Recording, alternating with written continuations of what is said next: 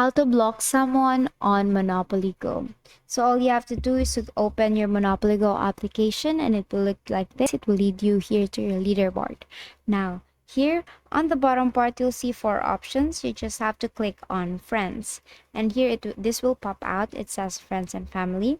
So what you're gonna do is you're gonna choose the friend that you want to block.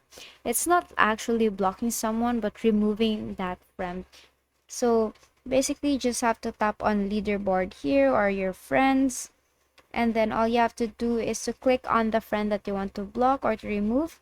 For example, this one, if you click on this, for example, if you click on this specific, let's just go back here, I'm sorry. For example, this one, let's just click on this. If you click on that specific person or someone, this will pop out that says remove. Just tap on remove. So do you want to remove that person as your friend? Then tap on remove.